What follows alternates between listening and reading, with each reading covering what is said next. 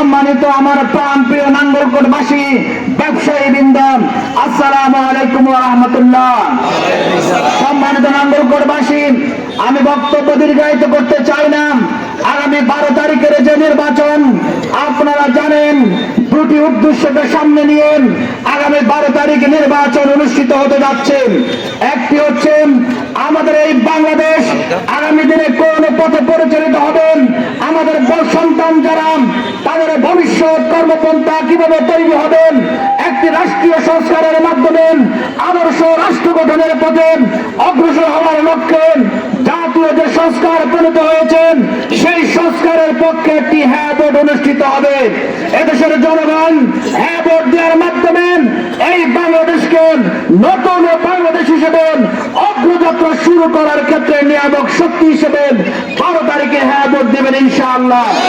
তার পাশাপাশি ন্যায় এবং ইনসাফের প্রতীক, 10 দলীয় ঐক্যমতের প্রতীক, জামাত ইসলামের প্রতীক, আগামী দিনে এই সমাজের এই রাষ্ট্রের দিন প্রতিষ্ঠার লক্ষ্যে একটি কল্যাণকর রাষ্ট্র প্রতিষ্ঠার প্রত্যয়ে দাঁড়িপাল্লা প্রতীকে বিপুল ভোটে নির্বাচিত করেন জামাত ইসলামী সহ 10 দলীয় জোটকে আগামী দিনে জনগণ ক্ষমতায় নেবে ইনশাআল্লাহ।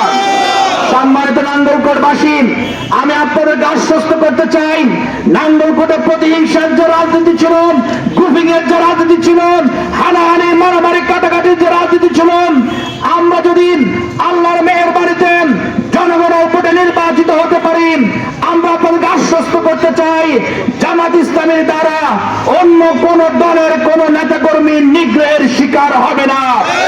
এই নাঙ্গলকোট থেকে হানাহানির রাজনীতি, হামলা মামলার রাজনীতির কবর রচনা হবে ইনশাআল্লাহ।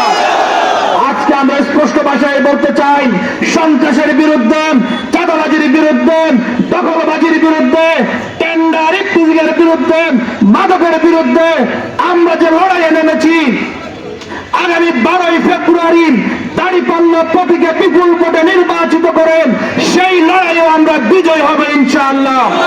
জামাত ইসলামের আমির ডাক্তার শফিকুর রহমান বলেছেন, আগামী দিনে আমাদের একটি লড়াই রয়েছে, সেই লড়াই হচ্ছে দুর্নীতির বিরুদ্ধে লড়াই। আমরা দুর্নীতি করব না, আমরা কাউকে দুর্নীতি করতে দেব না ইনশাআল্লাহ।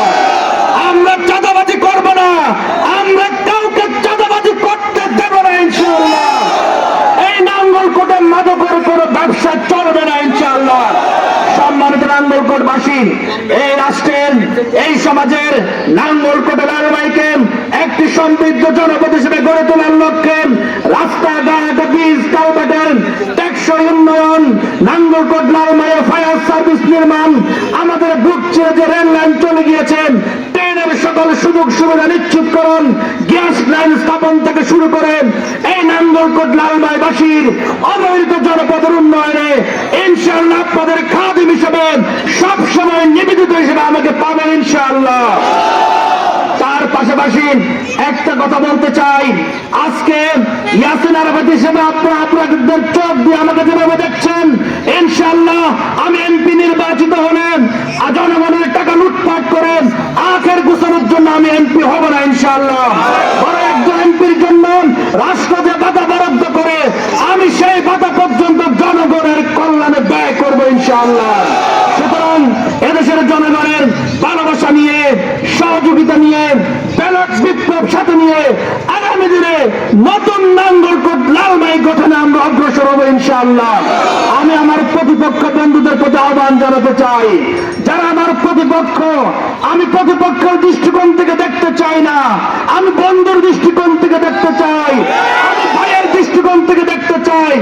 আসুন প্রতিদ্বন্দ্বিতা নয়, আমরা পরস্পর সহযোগিতার মাধ্যমে এই নাঙ্গলকোট লালমাইকে গড়ে তুলি, ঠিক আছে কিনা? এখন তাহলে দাঁড়িপাল্লার পক্ষে একটু স্লোগান হবে, শহরে আগামী দিনে ন্যায় এবং ইনসাফের কোন প্রতীক আছে? আগামী দিনে নাঙ্গলকোটকে আধুনিক নাঙ্গলকোট করার কোন প্রতীক আছে? নাঙ্গলকোট লালমাইকে সমৃদ্ধ জনপদ করার কোন প্রতীক আছে? সবাইকে একসাথে স্লোগান ধরবেন, কোন সব প্রতীক?